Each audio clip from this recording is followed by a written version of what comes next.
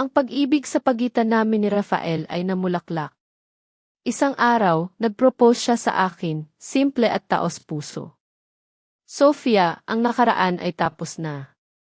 Bigyan mo ang iyong sarili ng pagkakataon na magsimulang muli, at kung maaari, bigyan mo rin ako ng pagkakataon na makasama ka. Pumayag ako, makalipas ang 2 taon, nakatayo kami ni Rafael sa tuktok ng isa sa mga gusali ng Manila Grand Central. Ang aking buhay ay puno na ng kapayapaan at kaligayahan. Isang araw, habang umuulan, aksidente kong nakita si Marco. Isa na siyang delivery man, basang-basa, mukhang pagod at puno ng pagsisisi. Humingi siya ng tawad. Sofia, patawarin mo ako. Alam kong huli na para sabihin ito, pero talagang nagsisisi ako sa lahat. Isa akong hangal, isang bulag. Pinatawad ko siya, ngunit hindi na ako bumalik. Ang nakaraan ay tapos na, Marco. Hindi na ako nagtatanim ng sama ng loob sa iyo. Lahat tayo ay nagbabayad sa ating mga pagkakamali. Ikaw at ako rin noon. Mamuhay ka ng maayos sa natitirang bahagi ng iyong buhay. Nagtayo ako ng isang foundation, ang Puso ng Kababaihan Foundation, upang tulungan ang mga babaeng inaabuso sa kanilang pagsasama. Ang aking kwento ay naging inspirasyon sa marami. Sa pagtatapos ng araw, habang pinapanood namin ni Rafael ang paglubog ng araw, isang ngiti ang sumilay sa aking mga labi. Sa tingin ko, ang buhay ay napakaganda. Mayroon itong kinuha sa akin, ngunit may ibinigay din itong mas mahusay na kapalit. Hinalikan ako ni Rafael. Kung gayon, mula ngayon, hayaan mong lumikha tayo ng mas maraming kababalaghan kasama mo, mahal ko. Ang tunay na ganti ay hindi ang paghihiganti, kundi ang pagpapatawad at ang paghahanap ng sariling kaligayahan. Ang aking kwento ay nagtapos, hindi sa dilim ng nakaraan, kundi sa liwanag ng isang bagong bukang liwayway. Ang kwento ni Sofia Montoya ay nagtatapos dito. Ano ang masasabi ninyo sa mga desisyon ni Sofia? Kung kayo ang nasa kanyang posisyon, mayroon ba kayong gagawing kakaiba? Ibahagi ang inyong mga saloobin sa comment section. Binabasa ko ang bawat isa ninyo. Kung ang kwentong ito ay nagpaalala o nagparamdam ng anumang bagay sa inyo, huwag kalimutang mag-iwan ng like. Ibahagi sa inyong mga kaibigan na sa tingin ninyo ay madarama din ito, at mag-subscribe sa channel ang Tahimik na Ganti para hindi ninyo mapalampas ang susunod na mga misteryo. Magkita-kita tayo sa susunod na kwento, at sino ang nakakaalam, sa susunod na pagkakataon baka kayo na ang bida. Ang kwentong ito ay kathang-isip, at ang mga kilos na ipinakita ay hindi dapat tularan sa totoong buhay. Panoorin ito bilang pagninilay tungkol sa mga ugnayan ng tao. Ang araw na ipinatapon ako ng sarili kong asawa, si Marco, kasama ang kanyang ina at ang kabit niyang si Monica, ang araw na kailanman ay hindi ko malilimutan. Wala akong nagawa kundi ang tingnan ang aming bahay, ang lahat ng pinagsamahan namin, at ang ipinundar kong kayamanan na ngayon ay sa kanila na. Ang sabi niya, wala akong halaga, isa lang akong palamuni na walang karapatan sa aming mana. Ngunit ang hindi nila alam, ang bawat patak ng luha ko, ay magiging simula ng pagbagsak ng kanilang mundo. Bago ka magpatuloy, mag-subscribe ka muna, baka sa katahimikan mo, may isang kwentong para sa'yo. Ako si Sofia Montoya, 30 taong gulang. Sa loob ng 3 taon, sinubukan kong maging perpektong asawa, ngunit ngayon, nandito ako, nakaupo sa harap ng isang lamesa na may mga papeles ng diborsyo. Sa harap ko, si Marco, ang aking asawa, kasama ang kanyang kabit na si Monica. Ang araw na ito ang magtatapos sa aming mapait na kasaysayan. Ang hangin sa silid ay mabigat. Nakaupo kami sa opisina ng abogado, ang bawat isa ay may kanya-kanyang kinatawan. Ang ingay ng aircon lamang ang naririnig, at ang tunog ng bawat paghinga ay tila tumutunog sa aking mga tainga. Pinilit kong maging kalmado, upang itago ang lahat ng sakit na aking dinala sa loob ng mahabang panahon. Pinilit kong itago ang mga pilat na hindi nakikita, ang mga luha na pilit kong pinipigilan. Inabot sa akin ng abogado ang mga papel, ang bawat pahina ay isang saksing tahimik ng pagtatapos ng aming sumpaan. Binasa ko ang mga probisyon, ang mga numero, ang mga detalye ng paghihiwalay. Lumagpas ang aking mga mata sa isang partikular na seksyon, ang tungkol sa sustento at bayad pinsala. 59 milyong piso. Nagulat si Marco, nakita ko ang bahagyang pagtaas ng kanyang kilay. Marahil ay inaasahan niyang agad kong kukunin iyon, tulad ng isang uhaw na tao na biglang binigyan ng inumin. Ngunit tahimik akong umiling. Hindi ko kailangan yan, ang tanging nasabi ko. Hindi ko kailangan ng kanilang limos, lalo na kung kapalit nito ay ang aking dignidad. Tinitigan ako ni Marco, isang tingin na maihalong pagtataka at paghamak. Pagkatapos ay hinila niya si Monica palapit sa kanya, ipinulupot ang braso sa baywang nito, at tumingin sa akin ng may ngisi. Tingnan mo, Sofia. Sadyang may mga taong, kahit gaano pa katagal subukan, ay hindi kailanman magiging bahagi ng mundong ito.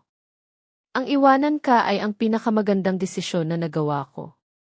Si Monica, siya ang mas nararapat sa akin. Narinig ko ang mahinang pagtawa ni Monica. Isang tawang puno ng tagumpay, isang ngiting nagpapahiwatig na sa wakas ay nakuha na niya ang kanyang gusto. Ramdam ko ang pagdikit ng aking lalamunan, ang init na namuo sa aking dibdib. Sa loob ng 3 taon, tiniis ko ang kanilang paghamak, ang kanilang pagtatago, ang kanilang pagpapahirap. Sa loob ng 3 taon, pinili kong manahimik, magmasid at maghintay. At ngayon, ito na ang sandali. Ang sandaling marinig nila ang katotohanan. Dahan-dahan kong iniangat ang aking ulo, tiningnan ng diretso sa mata si Marco. Ang aking boses ay kalmado, ngunit may bigat ang bawat salita. Talaga ba, Marco? Sige, sabihin mo sa akin. Paano kaya kung sabihin ko sa iyo na ang iyong kumpanya, ang Marco Builders, na ipinagmamalaki mo ngayon, ay nabuhay lamang dahil sa isang tao? Isang tao na ang pangalan ay Don Ricardo Montoya. At ang 1.77 bilyon peso na inilabas niya, hindi para sa iyo, kundi para sa akin. Ang silid ay biglang naging tahimik, mas tahimik kaysa kanina. Ang ngiti sa labi ni Monica ay dahan-dahang nawala, napalitan ng pagkagulat. Ang mukha ni Marco ay namutla, tila nawala ng kulay. Ang kanyang kamay, na hawak ang kanyang ballpen, ay nanginginig hanggang sa bumagsak ang ballpen sa sahig, gumawa ng isang malakas na tunog sa katahimikan.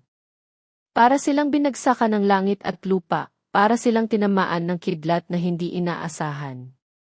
Ang kanilang mga mata ay nagtagpo sa akin, puno ng pagkalito, ng pagkabigla, ng takot.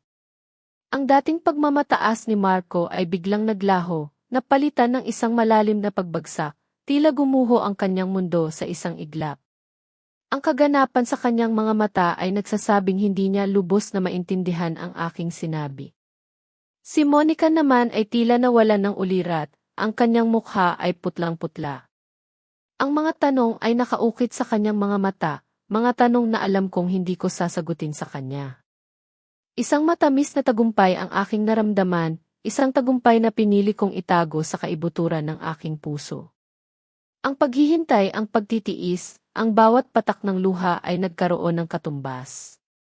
Ngunit sa gitna ng tagumpay na ito, isang bahagyang kirot ng kalungkutan ang dumaan sa akin. Ang katotohanan ay lumabas na, ngunit ang mga alaala ay nanatili pa rin. Ngunit bago pa natin tuluyang masilayan ang pagguho ng mundo ni Marco, at bago ko palubusang marating ang puntong ito ng aking paglaya at pagbawi sa aking dignidad, nais kong balikan ninyo ako, kasama ang kwento ng aking buhay. 3 taon na ang nakararaan, nagsimula ang lahat. Ang pag-aasawa namin ni Marco ay nagsimula sa isang pag-asa, isang pangarap na sa bandang huli ay naging bangungot. Naalala ko pa ang simula ng lahat, ang panahong ako ay puno pa ng pangarap, puno pa ng pagmamahal na akala ko ay tatagal habang buhay. Ngunit ang buhay sadyang mapaglaro. May mga bagay na akala mo ay sayo na, ngunit sa isang iglap ay mawawala rin. 3 taon. 3 taon ng pagtitiis, ng pagtatago ng sakit, ng pagpapanggap na ayos lang ang lahat. 3 taon ng pag-asa na magbabago pa siya, na babalik ang Marco na minahal ko. Ngunit ang pag-asa ay unti-unting namatay, kasabay ng pagdami ng aking mga luha. Ang bawat gabi ay puno ng katahimikan, ng pagtatanong sa sarili kung saan ako nagkulang, kung bakit ako hindi sapat. Ang bahay na minsan ay puno ng tawanan ay naging isang malamig at malungkot na bilangguan. Naging isang anino ako sa sarili kong tahanan, isang anino na pinipilit lamang lumitaw sa araw, at nagtatago sa dilim ng gabi. Ang bawat pagising ay isang panibagong laban. Laban sa kalungkutan, laban sa pagtatago ng katotohanan sa aking pamilya at mga kaibigan. Laban sa pagpapanggap na masaya ako, na maayos ang lahat. Ngunit sa loob-loob ko, unti-unti akong nadudurog, unti-unti akong namamatay. Ang pag-ibig na akala ko ay wagas ay unti-unting napalitan ng galit, ng hinanakit, ng pagnanais na makalaya. Naging tago ang aking mga luha, naging tahimik ang aking mga pagtangis. Pinili kong mag-isa, na harapin ang lahat ng sakit na ito ng walang kaagapay. Dahil alam kong ang aking karangalan, ang aking dignidad, ay mas mahalaga kaysa sa anumang panandali ang ginhawa. Ito ang naging sandigan ko sa bawat araw, ang alaala na ako ay hindi kailanman dapat magpababa sa aking sarili. Naging matatag ako, hindi dahil gusto kong maging matatag, kundi dahil kailangan kong maging matatag. Ang pagmamasid ko kay Marco at Monica ay nagturo sa akin ng maraming bagay. Ang kanilang pagtatago, ang kanilang panloloko, ay unti-unting nagbukas ng aking mga mata. Nakita ko ang kanilang tunay na kulay, ang kanilang kasakiman, ang kanilang kawalang hiyaan. At sa bawat araw na nakikita ko ang kanilang mga kasinungalingan, unti-unting lumakas ang aking loob. Ang hapagkainan ay puno ng pagkain, ngunit ang hangin ay puno ng tensyon. Pinilit kong maging mabuting punong abala, ngunit ang bawat galaw ni Marco, patungo kay Monica ay parang isang sinasadyang pagtusok. Si Aling Elena at Valerie ay naroon din, ang kanilang mga mata ay nagliliwanag sa pagtataka at kagalakan, tila may palabas na kanilang inaabangan. Hindi nagtagal, muling nagsimula ang kanilang mga panunukso. Si Aling Elena, na tila naghahanap lamang ng pagkakataon, ay nagsalita, "Tingnan mo si Monica, ang lusog at ang ganda ng tindig. Kitang-kita na inaalagaan. Hindi tulad ng iba, 3 taon na sa kasal, payat pa rin. Flat pa rin ang tiyan." Sumama ang taos ng tawa ni Valerie. "Naku, Nay, huwag po kayong ganyan. Baka malungkot si ate. Ngayon kasi, maraming babae ang ayaw magkaanak para lang mapanatili ang figure, alam niyo na." Ang kanilang mga salita ay parang mga tinik na pilit na dumudurog sa aking kalooban. Ngunit pinili kong manahimik, pinili kong huwag sumagot. Mas masakit pa kaysa sa kanilang mga salita, ay ang tahimik na pagpayag ni Marco. Hindi niya ako ipinagtanggol. Sa halip, kinuha niya ang isang piraso ng pagkain, at dahan-dahang isinubo kay Monica. Ang bawat galaw niya ay parang isang deklarasyon, isang tahimik na pag-amin ng kanyang pagtataksil, sa harap mismo ng aking mga mata, sa harap mismo ng aming pamilya. Biglang, inilapag ni Marco ang kanyang kutsara at tinidor sa lamesa, na nagdulot ng isang malakas na tunog sa katahimikan. Ang kanyang mga mata ay matalim, malamig at walang emosyon nang tumingin sa akin. Tama si nanay. Pagod na ako. Pagod na ako sa sitwasyong ito. Umuuwi ako at ang bigat ng pakiramdam. Hindi mo ako maintindihan. Sa 3 taon na ito, ano ba ang ginawa mo para sa pamilyang ito kundi ang maging palamunin? Ang bawat salita ay parang isang suntok sa aking dibdib. Palamunin? Ako. Ako na anak ni Don Ricardo Montoya, na buong puso akong nagmahal, nagtiis, at nagbigay ng lahat. Ang pighati ay bumalot sa akin, ngunit pinilit kong manatiling kalmado. Inilabas ni Marco mula sa kanyang bag ang isang envelope, at buong walang hiya niya itong inihagis sa lamesa, sa harap ko. Diborsyo. Narito ang 59 na milyong piso. Isipin mo na lang na ito ang bayad sa iyong kabataan. Pirmahan mo at umalis ka sa bahay ko. Ang aking mundo ay tila gumuho sa isang iglap. Ang mga luha ay nagbabanta, ngunit pinilit kong pigilin. Ang pagtataksil ay lantaran, ang kasinungalingan ay umalingaw sa hangin. Sa kabila ng lahat, isang tanong pa rin ang bumubukal sa aking bibig, bakit? Bakit mo ako ginaganito? Tumingin si Marco sa akin, at isang mapanghamak na ngiti ang sumilay sa kanyang mga labi. Bakit? Hindi mo pa ba alam? Tingnan mo ang sarili mo. Ang babaeng hindi kayang magkaanak at hindi alam kung paano panatilihin ang kanyang asawa ay walang karapatang magreklamo. At sa mga salitang iyon, naramdaman ko ang isang matalim na kerot. Isang malakas na sampal ang dumapos sa aking pisngi, nagpaikot sa aking ulo. Hindi lamang ang pisngi ko ang namanhid, kundi pati na rin ang aking puso at kaluluwa. Ang sampal na iyon ay hindi lamang nagdulot ng sakit, ito ang nagpagising sa aking pagmamahal at kabobohan. Ito ang nagwasak sa 3 taon ng aking kabataan, ng aking pag-asa, ng aking paniniwala. Ngunit sa gitna ng sakit, isang kakaibang lakas ang bumalot sa akin. Hindi ako umiyak. Walang ni isang patak ng luha ang lumabas sa aking mga mata. Tiningnan ko si Marco, ang kanyang mukha ay puno ng galit, puno ng paghamak.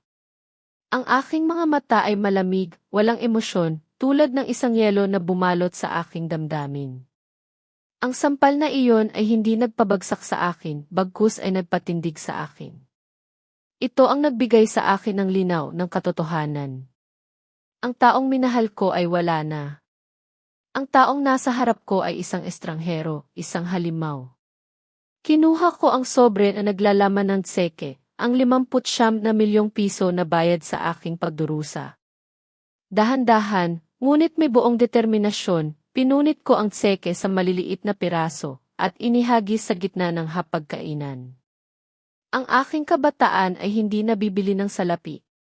Ang aking boses ay kalmado, ngunit may bigat na tila nagmula sa kaibuturan ng aking kaluluwa. Tumayo ako mula sa aking upuan at naglakad patungo sa aming silid. Kinuha ko ang ilang personal na gamit, ang mga bagay na mahalaga sa akin, ngunit hindi kailanman nagkaroon ng halaga sa kanila.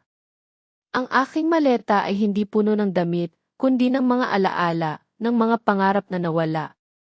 Paglabas ko ng silid, dinala ko ang aming wedding photo, ang larawan ng 2 taong puno ng pag-asa, ng pagmamahal.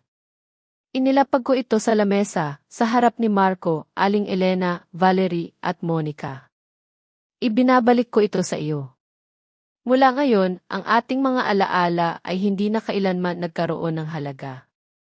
Lumabas ako ng bahay, iniwan ang lahat ng sakit, ang lahat ng pagtataksil, ang lahat ng kasinungalingan.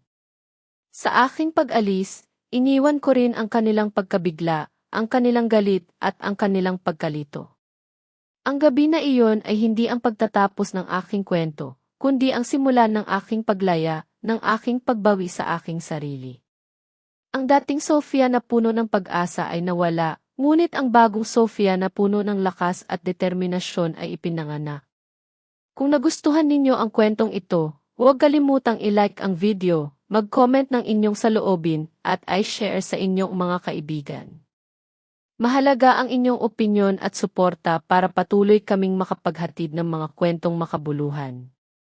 Ano kaya ang magiging kapalaran ni Sofia matapos ang lahat ng ito? Abangan sa susunod na bahagi. Ang mga gulong ng taxi ay humuhuni sa tahimik na gabi ng Madrid. Nakatanaw ako sa labas, ang mga ilaw ng syudad ay lumalabo sa aking paningin, kasabay ng pagdami ng aking luha. Pakiramdam ko ay lumulutang ako sa kawalan, isang kaluluwang nawawala, walang direksyon. Saan ako pupunta?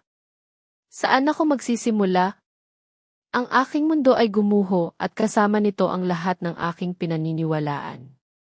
Ang aking kamay ay nanginginig nang hawakan ko ang aking telepono.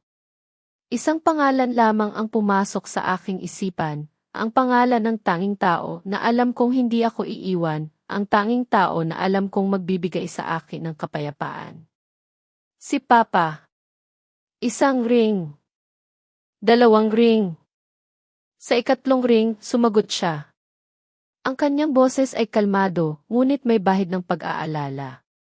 Ariadna, bakit ka tumawag sa ganitong oras? Hindi ako makapagsalita. Ang mga luha ay patuloy na dumadaloy at ang aking lalamunan ay tila nakabara.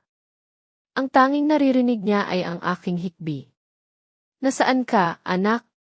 Pupuntahan kita. Sinabi ko sa kanya ang aking lokasyon at sa loob lamang ng ilang minuto, dumating ang isang itim na sasakyan. Bumaba siya mula rito, ang kanyang mga mata ay puno ng pag-aalala. Hindi niya ako kinagalitan, hindi niya ako kinwestiyon. Niyakap niya lamang ako ng mahigpit, isang yakap na nagbigay sa akin ng kapanatagan, isang yakap na tila nagsasabing, mahalaga na nakabalik ka. Bukas na tayo mag-uusap. Tumayo ako at hinarap sila ng may kumpiyansa. Ang aking boses ay malinaw, malakas at puno ng otoridad. Mga Ginoo, alam kong bata pa ako at kulang sa karanasan, ngunit hindi ko gagamitin ang salita upang patunayan ang aking halaga, kundi ang mga aksyon. Umaasa ako sa inyong tulong at gabay. Ang aking unang proyekto ay ang Imanila Grand Central, isang mega project na nagkakahalaga ng bilyon-bilyong piso. Ito ang aking pagsubok, ang aking pagkakataon upang patunayan ang aking sarili. Alam kong hindi ito magiging madali, ngunit handa akong harapin ang anumang pagsubok. Sa aming unang project development meeting, iprinisinta ko ang aking detalyadong plano. Binanggit ko ang bawat detalye, mula sa conceptual design hanggang sa financial projections. Habang nagpapaliwanag ako, napansin ko ang mga tingin ng pagdududa, lalo na mula kay Ed Reyes, ang head ng construction department. Isang matandang executive na may maraming taon ng karanasan sa industriya. Nang matapos ako, umubo si Ed Reyes at nagsalita. Ang kanyang boses ay puno ng paghamak. Madam Vice President, maganda sa papel ang plano ninyo, ngunit natatakot akong malayo ito sa realidad. Matagal na kami sa konstruksyon at alam namin kung gaano komplikado ang proseso ng pagkuha ng lupa at pagpapatupad sa lugar na iyon. Ang kanyang mga salita ay parang isang pagsubok, isang hamon.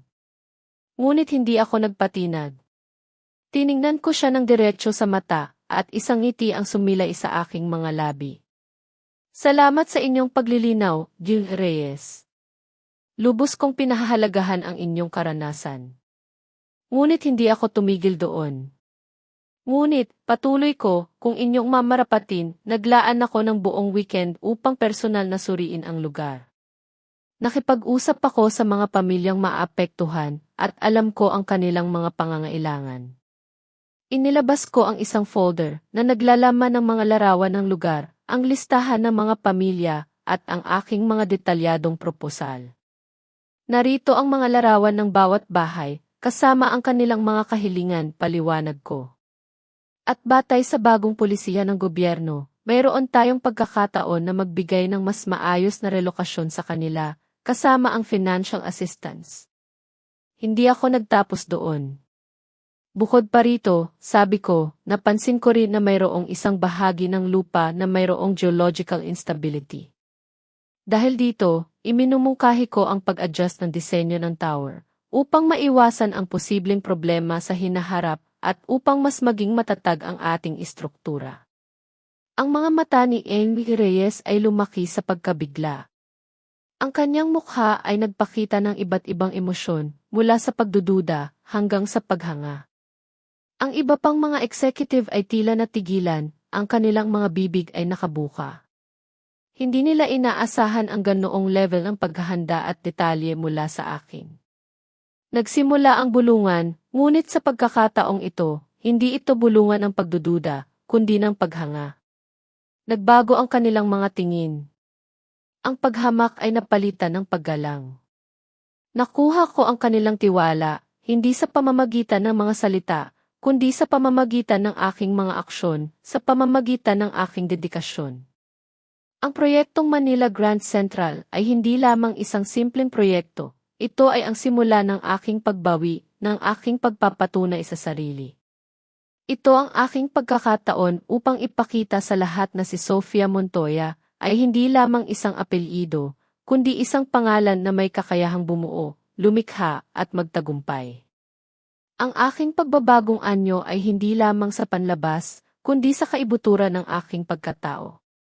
At sa bawat araw na lumilipas, lalo akong nagiging matatag, lalo akong nagiging handa sa mga hamon na darating. Habang ang aking bituin ay unti-unting tumataas sa mundo ng korporasyon, ang mundo naman ni Marco at Monica ay dahan-dahang gumuho. Ang apartment na minsan kong inalagaan ay naging isang malamig at magulong lugar.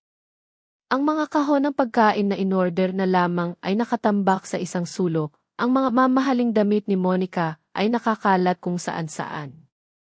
Ang dating init at kaayusan na dulot ng aking presensya ay napalitan ng kawalang pakialam at kaguluhan. Si Monica, sa kabilang dako, ay tila walang pakialam sa nangyayari. Ang kanyang mga araw ay umiikot lamang sa pagbili ng mga mamahaling bagay.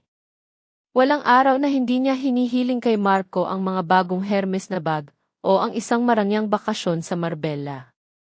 Palagi niyang ginagamit ang kanyang pagbubuntis bilang dahilan upang huwag gumawa ng anumang gawaing bahay, upang maging isang reyna sa kanyang sariling magulong kaharian. Si Marco naman ay unti-unting nalulunod sa stress.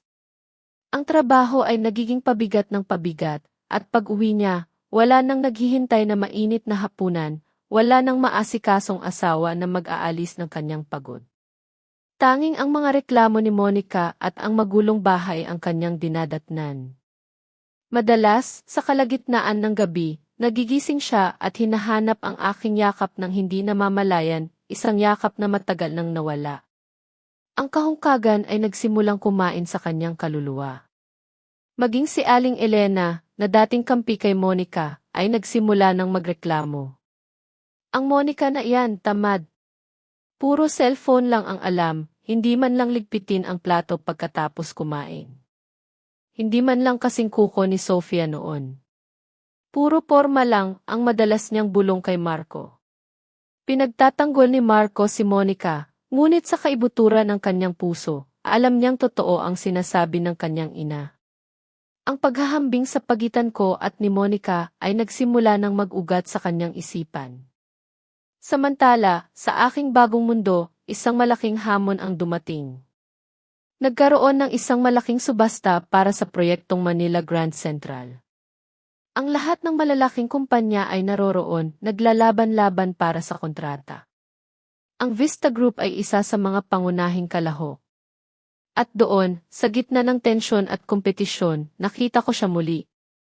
Isang lalaking matagal ko nang hindi nakikita, isang anino mula sa nakaraan. Si Rafael de los Santos, ang presidente ng Titan Corporation, ang isa sa pinakamalaking katunggali ng Vista Group. Bigla, bumalik ang mga alaala. Si Rafael. Siya ang dating karibal ni Marco sa kolehiyo.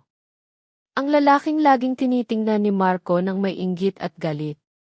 Ngunit para sa akin, siya ay isang malabong alaala lamang, isang pangalan na madalas kong marinig sa mga kwento ni Marco. Isang pagtataka ang bumalot sa akin.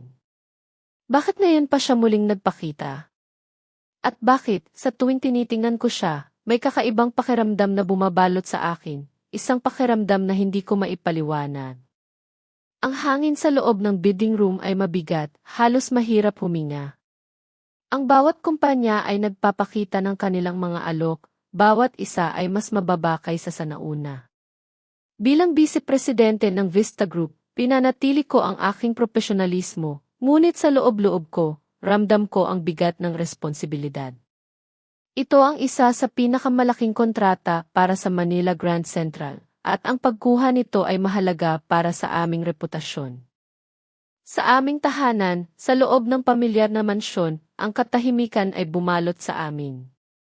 Hindi ako makatulog. Ang mga salita ni Marco, ang sampal, ang mga tawa ni Aling Elena at Valerie, ang mapanuksong ngiti ni Monica, lahat ay umalingaw sa aking isipan. Ang aking puso ay puno ng sakit, ng galit, ng pagkalito. Kinabukasan, pagkatapos ng aming almusal, tinawag ako ni Papa sa kanyang opisina. Umupo ako sa harap niya, ang aking mga mata ay nakatitig sa sahig. Alam kong may kailangan siyang sabihin, at natatakot ako sa katotohanan na kanyang ilalabas. Ariadna, simula niya, ang kanyang boses ay malambot, puno ng pag-aalala. Sama ng loob ba ang nararamdaman mo sa akin dahil hinayaan kitang magdusa sa loob ng 3 taon? Umangat ang aking ulo at tiningnan ko siya sa mata. Ang aking mga mata ay puno ng luha.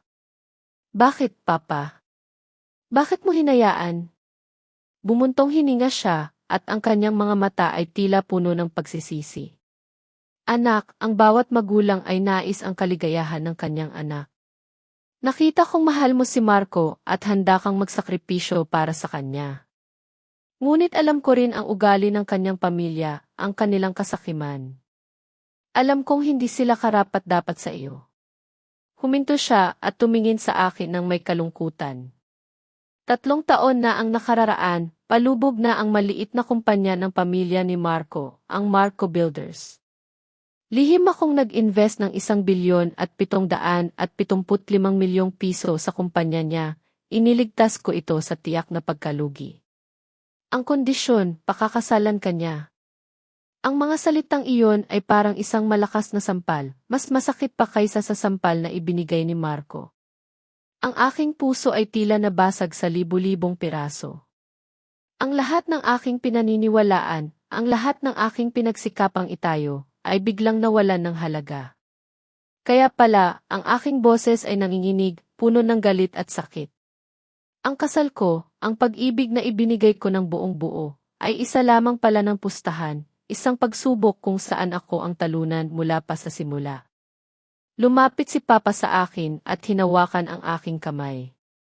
Hindi, anak. Hindi ito pustahan. Ito ay isang pagsubok, hindi para sa iyo, kundi para sa kanya. Inasahan kong magbabago siya, na matututo siyang pahalagahan ka, na makikita niya ang iyong tunay na halaga kapag siya ay nagkaroon ng kayamanan at kapangyarihan. Ngunit nagkamali ako. At ikaw ang lubos na nagdusa. Ang kanyang mga salita ay parang balbal sa aking puso. Naintindihan ko. Ang kanyang pagmamahal ay malalim at ang kanyang pagnanais na protektahan ako ay higit pa sa lahat. Nagalit ako, hindi sa kanya, kundi sa sarili ko. Sa aking kahinaan, sa aking pagiging bulag sa katotohanan. Pero bakit, Papa? Bakit hindi mo sinabi sa akin? Ayaw kong pakialaman ang iyong desisyon, Ariadna. Gusto kong ikaw mismo ang makakita ng katotohanan. Gusto kong ikaw mismo ang makapagtanto kung sino ang nararapat sa iyo, at kung sino ang hindi. Ang aking galit ay unti-unting napalitan ng sakit, at pagkatapos ay ng isang kakaibang kalinawan. Nasaktan ako. Nagalit ako. Ngunit sa gitna ng lahat ng ito, nakita ko ang aking ama, ang kanyang pagmamahal, ang kanyang pagprotekta. Hindi ako naging talunan. Ako ay naging isang babaeng natuto. Pinunasan ko ang aking mga luha. Ang aking mga mata ay hindi na puno ng sakit, kundi ng determinasyon. Anong gagawin ko ngayon, Papa? Umiti si Papa, isang ngiti na puno ng pag-asa. Bumalik ka sa bahay, anak. Oras na para tapusin ang larong ito. Oras na para ipakita sa kanila kung sino ka talaga, Ariadna Montoya. Tumayo ako, ang aking puso ay puno ng bagong lakas. Ang dating Sofia na puno ng kawalan ay nawala. Ang bagong Sofia ay nakatayo sa harap ng aking ama, handang harapin ang lahat ng pagsubok. Ang sakit ay nagbigay sa akin ng lakas. Ang pagtataksil ay nagbigay sa akin ng katalinuhan. At ang pagmamahal ng aking ama ay nagbigay sa akin ng dahilan upang lumaban. Ito ang simulan ng aking pagbawi ng aking pagbangon. Ang laro ay magsisimula pa lamang at hindi ako ang talunan. Ang gabing iyon sa mansyon ng aming pamilya ay ang simulan ng aking pagbabagong anyo. Ang dating Sofia na puno ng takot at kalungkutan ay namatay, at mula sa kanyang abo, bumangon ang isang bagong Sofia, isang Sofia na puno ng determinasyon at lakas. Hindi na ako ang babaeng hahayaan na lamang natapakan ang kanyang dignidad. Oras na para lumaban. Sa mga sumunod na araw, inilaan ko ang aking sarili sa isang serye ng pagbabago. Una, ang aking pisikal na anyo. Ibinasura ko ang lahat ng aking mga simpleng kasuotan, ang mga damit na sumisimbolo sa aking pagiging api. Pinalitan ko ang mga ito ng mga formal na suit, na maingat na inayon sa aking sukat, bawat isa ay sumasalamin sa kapangyarihan at pagtitiwala sa sarili. Nag-aral ako kung paano mag-ayos ng sarili, mula sa paglalagay ng make-up hanggang sa pagpapalit ng hairstyle. Ang dating mahabang buhok na malayang nakalugay ay ngayon ay nakapusod ng mahigpit, sumisimbolo sa aking pagiging seryoso at propesyonal. Pagtingin ko sa salamin, nakita ko ang isang ganap na naibang tao, isang babaeng matagal ko nang nawala. Ang kanyang mga mata ay matalim, puno ng apoy. Ang kanyang tindig ay matatag, puno ng kumpiyansa. Hindi na ako ang Sofia na walang boses, ako ang Sofia na handang magsalita, handang lumaban. Isang umaga, ipinagmamalaki akong dinala ni Papa sa Vista Tower, isa sa pinakamatayog na skyscraper sa syudad. Ito ang puso ng Vista Group, ang aming kumpanya. Ramdam ko ang tibok ng aking puso, isang halo ng kaba at excitement. Ito ang bagong simula, ang bagong kabanata ng aking buhay. Sa loob ng conference room, naroon ang mga matatandang executive, ang mga haligi ng Vista Group. Ang kanilang mga mata ay nagtataka, puno ng katanungan nang makita nila ako. Alam kong pinagdududahan nila ako, iniisip na isa lamang akong anak ng mayaman na pabor lamang ng aking ama. Ngunit handa akong patunayan sa kanila ang aking halaga. Sinimula ni Papa ang pagpupulong, ang kanyang boses ay puno ng pagmamalaki. Mga Ginoo, nais kong ipakilala sa inyo ang bagong Executive Vice President na mamamahala sa ating real estate development projects, si Sofia Montoya. Narinig ko ang mahinang bulungan. Ang kanilang mga tingin ay tila nagpapahiwatig ng paghamak, ng pagdududa. Ngunit nanatili akong matatag. Ang buong silid ay natigilan. Si Marco at Monica ay hindi makapaniwala. Bakit? Bakit niya gagastusin ang ganoong kalaking halaga para sa isang simpleng pinta? Pagkatapos ng subasta, lumapit si Rafael sa akin. Ngunit hindi niya kinuha ang pinta. Sa halip, inabot niya sa akin ang isang card. Hindi ko ito binili para sa akin, Sofia. Tinulungan ko lang itong bumalik sa kanyang tunay na may-ari. Ituring mo na lang na isang huling regalo sa kasal mula sa iyong ama. Noon ko lamang naintindihan. Ang aking ama at ang ama ni Rafael ay matalik na magkaibigan. Ang pinta na iyon ay isang lihim na regalo mula sa aking ama, isang regalo na hindi niya naibigay dahil sa aking pag-alis. Si Rafael ay naging instrumento lamang upang maibalik ito sa akin. Si Monica, na nakamasid mula sa malayo, ay hindi makapaniwala. Ang takot at pagdududa ay nagsimulang kumain sa kanyang isipan. Paano nangyari ito? Paano nagkaroon ng ganitong koneksyon ang isang babaeng itinakwil? Isang malaking katanungan ang nabuo sa kanyang isipan, isang katanungan na magtutulak sa kanya na alamin ang katotohanan. Ang pagbagsak ni Marco ay mabilis at malupit. Isa-isang umatras ang kanyang mga kliyente. Ang mga supplier ay hindi na nagpapadala ng mga materyales. Ang daloy ng pera ng Marco Builders ay nasa kritikal na estado. Ang kanyang mundo, na itinayo sa pundasyon ng kasinungalingan at pagtataksil, ay tuluyan ng gumuho. Sa gitna ng kaguluhang ito, isang panibagong iskandalo ang sumabog. Si Aling Elena, na nawawala na sa kanyang sarili dahil sa galit at pagkabigo, ay sumugod sa lobby ng Vista Tower. Sumigaw siya, nagwala at sinisiraan ako. Sofia Montoya, lumabas ka rito ngayon, malandi. Mula nang umalis ka sa bahay namin, wala na kaming araw ng kapayapaan. Si Marco ay nasira dahil sa iyo. Sigurado akong masayang-masaya ka, ano? Nang akma niya akong sasampalin, isang malakas na kamay ang pumigil sa kanya. Si Rafael. Mabilis siyang kumilos, pinigilan si Aling Elena, at tinawag ang mga security guard. Ipinatapon niya si Aling Elena palabas, at binalaan na tatawag siya ng pulis kung babalik pa ito. Pagkatapos, hinubad niya ang kanyang coat at ipinatong sa aking mga balikat. Hindi mo kasalanan ito. Halika, ihahatid na kita sa bahay. Samantala, si Monica, na takot na sa nangyayari, ay nagsimula ng mag-imbestiga. Ginamit niya ang kanyang mga koneksyon, naghanap sa internet, at nagbayad pa ng isang kaibigan sa media upang alamin ang aking tunay na pagkatao. Nang matanggap niya ang resulta, halos himatayin siya. Isang organizational chart ng Vista Group. At doon, sa ilalim ng pangalan ng Chairman of the Board, Don Ricardo Montoya, ay ang aking pangalan, Sofia Montoya, Executive Vice President. Gumuho ang mundo ni Monica. Noon niya lamang napagtanto ang kanyang malaking pagkakamali. Sinugod niya si Marco. Niloko mo ako, hangal. Buong hangal ka.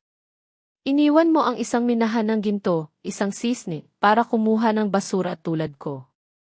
Alam mo ba kung sino ang tatay niya? Siya si Don Ricardo Montoya, ang presidente ng Vista Group. Alam mo ba kung ano ang nawala sa iyo? Si Marco, na wala ng lakas, ay tuluyan ng bumagsak. Ngunit si Monica ay hindi pa tapos. Mayroon siyang isang huling desperadong plano. Nagsuot siya ng luma at sira-sirang damit, hindi nag-ayos, at kinuha ang kanyang anak. Tinawagan niya ako at humiling na mag-usap kami, pumayag ako. Nagkita kami sa isang coffee shop. Ngunit alam ko na ang kanyang laro. 15 minuto ka lang. Magsalita ka. Lumuhod si Monica sa harap ko, umiiyak at humihingi ng tawad. Ginamit niya ang kanyang anak bilang panangga. Ariadna, mali ako. Talagang mali ako. Bata pa ako at inosente noon, at nabulag ako sa matatamis na salita ni Marco. Hindi ko alam na kasal siya. Ang sanggol ay inosente, Ariadna. Kailangan niya ang kanyang ama. Babae ka rin. Balang araw magiging ina ka rin. Naiintindihan mo iyon, di ba? Ngunit ang aking puso ay naging bato na. Tiningnan ko siya ng malamig. Tapos na ang iyong pagganap. Sa tingin mo ba ay 3 taong gulang lang ako para lunukin ang mga luha ng buwaya mo? Hindi mo alam na kasal siya. Sa tingin mo ba ay wala ako ng mga mapanuksong mensahe na ipinadala mo sa akin? Ang sanggol ay inosente. Pero ang isang inang gumagamit ng sariling anak bilang panangga para sa kanyang pagiging makasarili ay hindi inosente. Lumapit ako sa kanya at bumulong sa kanyang tainga. Sabihin mo kay Marco na ang larong ito ay sinimulan ninyo, ngunit kung paano ito matatapos, ako ang magpapasya. Ang araw ng paghuhukom ay dumating sa anyo ng isang shareholders meeting ng Marco Builders. Sa isang marangyang hotel, sinubukan ni Marco na panatilihin ang kanyang kahinahunan na ipresenta ang isang planong walang laman, bigla, bumukas ang pinto. Pumasok si Don Ricardo Montoya, kasama ang kanyang mga bodyguard. Natigilan ang lahat. Namutla si Marco. Inanunsya ng tagapamahala na si Don Ricardo Montoya ang pinakamalaking shareholder ng kumpanya. Noon naintindihan ni Marco ang lahat. Isa itong malaking palabas, at siya ang bida sa isang trahedya. Ngunit sa kanyang huling sandali ng pagmamataas, hinilap pa rin niya si Monica palapit. Tingnan mo, mahal, may mga taong, kahit gaano pa sila magpilit, ay hinding-hindi kabilang sa mundong ito. Tumayo si Papa, lumakad patungo sa entablado, at inilagay ang kanyang kamay sa aking balikat. Isang simbolo ng proteksyon, isang simbolo ng kapangyarihan. Tumingin siya ng diretso kay Marco at Monica. Narito ako, una, bilang ang pinakamalaking shareholder ng Marco Builders. At ikalawa, upang tingnan kung anong kalokohan ang gagawin ng aking dating manugang sa natitirang pera mula sa aking 1,775,000,000 piso. Ikinuwento ni Papa ang lahat. Ang 3 taong pagsubok, ang perang nagligtas sa kumpanya ni Marco, at ang pagtataksil na kanyang ginawa. Naglabas siya ng mga ebidensya. Sumabog ang galit ng mga shareholders. Nagkagulo ang lahat. Si Marco at Monica ay nakatayo lamang, puno ng kahihiyan. Si Monica ay hinimatay. Sa gitna ng kaguluhan, tahimik kaming umalis ni Papa. Nawala ang lahat kay Marco. Ang kumpanya, ang pera, ang reputasyon. Iniwan siya ni Monica na may isang maikling sulat, mag-isa ka na. Hindi ko hahayaang magdusa ang anak ko kasama ang isang talunan. Si Aling Elena at Valerie ay nawalan din ng lahat at napilitang manirahan sa isang maliit at masikip na apartment. Isang araw, nakita ko silang tatlo sa labas ng aming gate. Lumuhod sila, humihingi ng tawad. Ariadna, anak, pakiusap. Nagkamali ako. Patawarin mo si Marco sa pagkakataong ito, pakiusap, pagmamakaawa ni Aling Elena. Ariadna, alam kong mali ako. Gago ako. Bigyan mo ako ng isa pang pagkakataon. Pwede tayong magsimulang muli, sabi ni Marco. Tiningnan ko sila mula sa likod ng rehas. Pagkakataon? Nang sampalin mo ako, nang ihagis mo ang pera sa mukha ko, nang planuhin ninyo ng pamilya mo na agawin ang aking ari-arian, binigyan mo ba ako ng pagkakataon?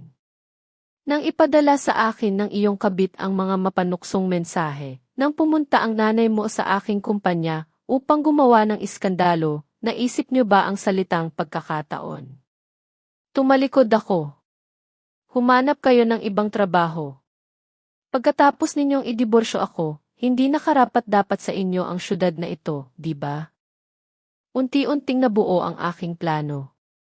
Ang planong ipaalam sa kanila ang tunay na halaga ng bawat desisyon na kanilang ginawa. Ang pagtatapos ng aming kasal ay hindi lamang isang paghihiwalay, kundi isang simula. Simula ng aking pagbawi sa aking sarili, sa aking pagkatao. Simula ng aking paghahanap sa tunay na kaligayahan. Simula ng aking paglabas sa anino at pagtayo sa sarili kong mga paa.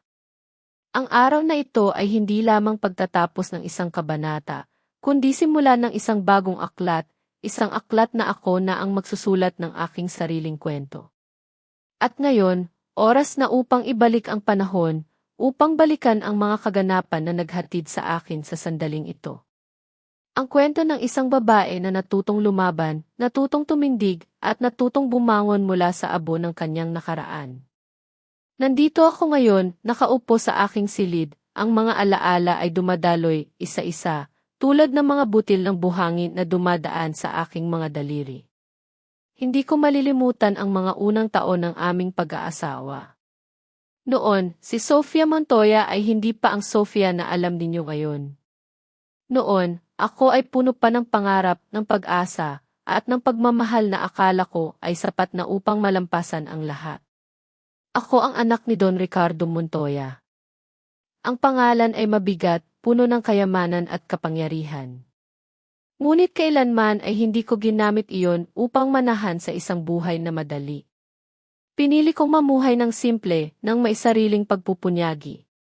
Gusto kong patunayan sa aking sarili na may kakayahan akong tumayo sa sarili kong mga paa, na ang aking halaga ay hindi nakabatay sa aking apelyido. At nang makilala ko si Marco, nakita ko sa kanya ang isang kapareha na kapareho ko ng mga pangarap.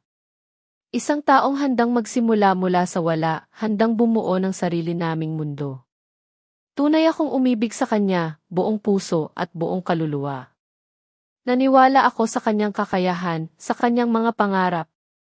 Hindi naging ingrande ang aming kasal, hindi tulad ng inaasahan ng marami mula sa isang Montoya. Pinili ko iyon dahil para sa akin, ang tunay na pagmamahalan ay hindi nasusukat sa karangyaan ng isang seremonya. Ito ay nasusukat sa katapatan, sa pagtitiwala at sa pangako na habambuhay.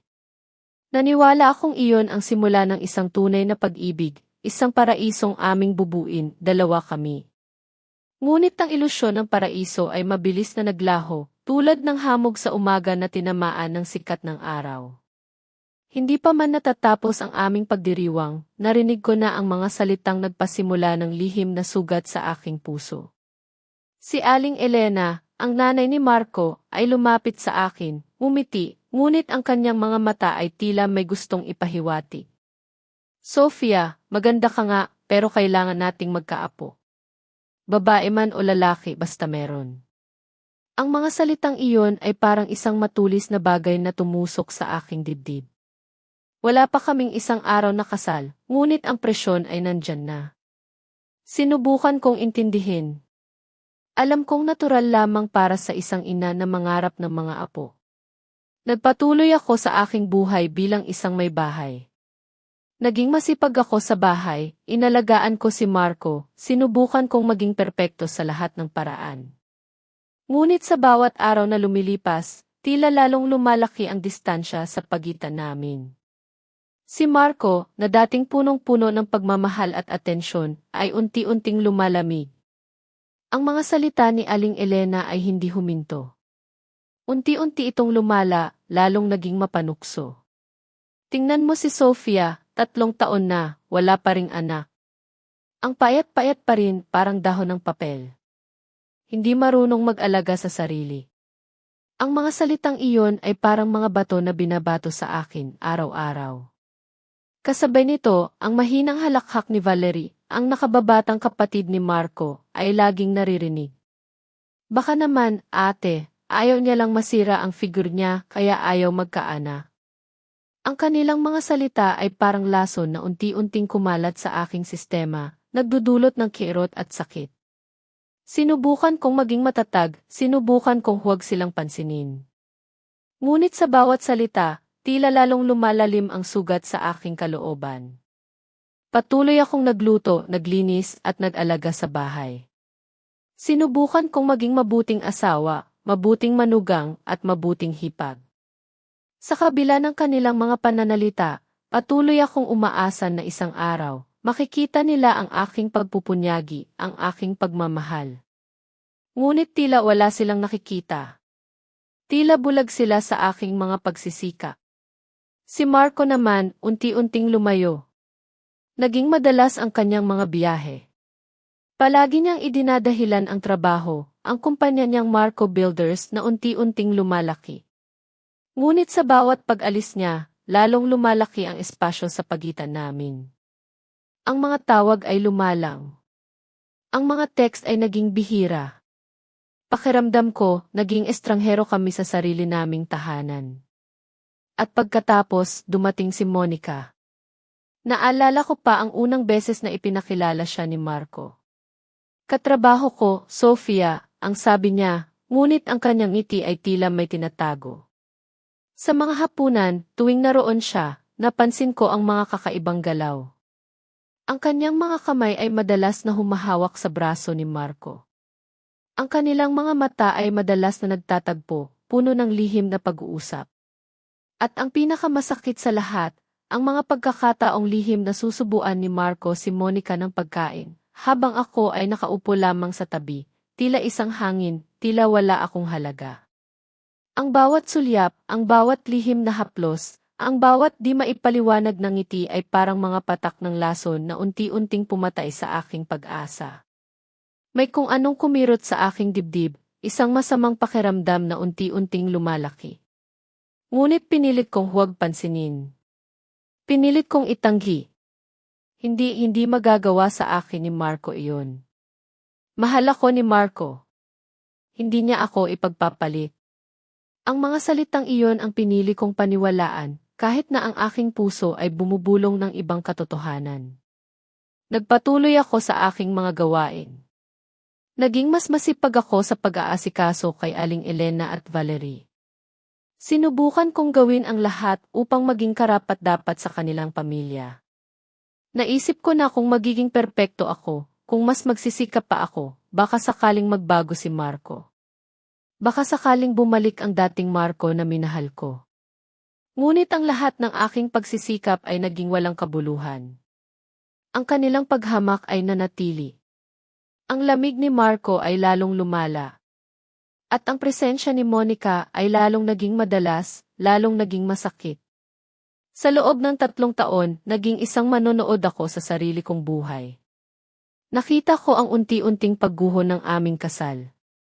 Nakita ko ang unti-unting paglipat ng pagmamahal ni Marco sa ibang tao. Nakita ko ang aking sarili na unti-unting nawawala, unti-unting nagiging isang anino.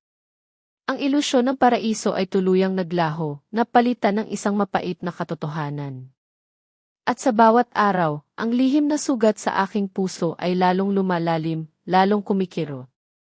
Ngunit pinili kong manahimik, pinili kong magmasid, dahil alam kong may panahon para sa lahat. May panahon para sa pagtitiis, at may panahon para sa paglaban. Ang gabing iyon ay nanatiling nakaukit sa aking alaala, isang madilim na selyo sa pahina ng aking buhay. Umuwi si Marco ng mas maaga kaysa karaniwan at kasama niya si Monica. Ang kanilang presensya sa aking tahanan, sa aming hapagkainan, ay parang isang matalim na kutsilyo na unti-unting dumidiin sa aking dibdib. Pinilit kong maging kalmado, upang huwag ipakita ang anumang bahid ng sakit. Nang pagkakataon na ng Titan Corporation, isang nakakabinging katahimikan ang bumalot sa silid. Si Rafael de los Santos, ang kanyang presensya ay malakas at hindi maikakaila, ay tumayo sa harap ng podyum. Ang kanyang mga mata ay naglakbay sa bawat isa sa amin, at sa huli, tumigil sa akin, isang sulyap na tila mailihim na mensahe. Binanggit niya ang kanilang presyo. Isang presyo na napakababa, isang presyo na halos katumbas na ng kanilang puhunan, isang kikinakailangang presyo para sa industriya. Namutla si Iggy Reyes sa aking tabi, ang kanyang mga kamay ay nanginginig. Ang lahat ay tila nawalan ng pag-asa. Tiyak na sa Titan Corporation na mapupunta ang kontrata. Kung ibinigay nila ang kanilang presyo, kami ay talagang matatalo. Ngunit bago pa man maipahayag ang opisyal na desisyon, isang bagay na hindi inaasahan ang nangyari. Muling tumayo si Rafael. Ang lahat ay napatingin sa kanya, puno ng pagtataka. Ano pa ang sasabihin niya?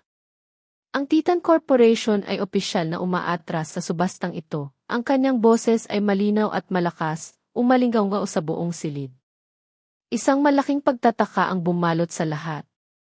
Nagbulungan ang mga tao, puno ng pagkalito. Bakit? Bakit niya gagawin iyon? Sila na ang maihawak ng kontrata. Tumingin si Rafael ng diretso sa aking mga mata, isang sulyap na tila nagpapahiwatig ng 1,000 salita. At isang bahagyang ngiti ang sumilay sa kanyang mga labi.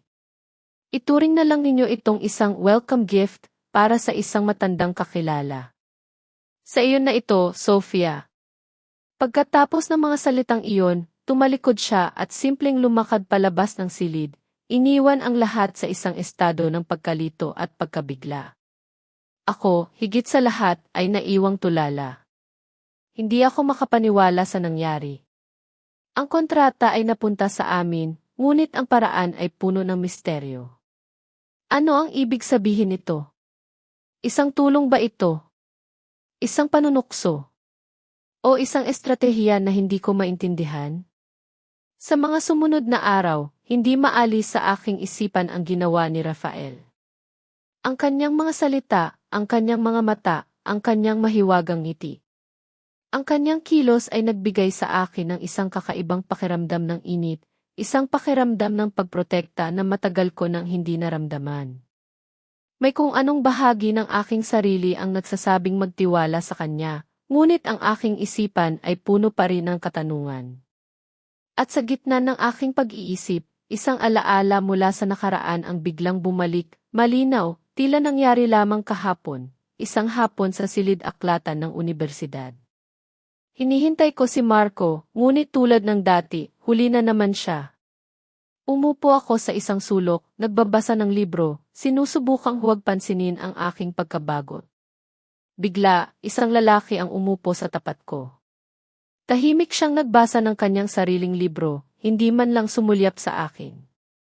Hindi ko siya pinansin, abala sa aking sariling mundo. Maya-maya, nagsalita siya, hindi man lang inaalis ang kanyang tingin sa libro. Ang kanyang boses ay malalim at kalmado. Magaling kang magtago.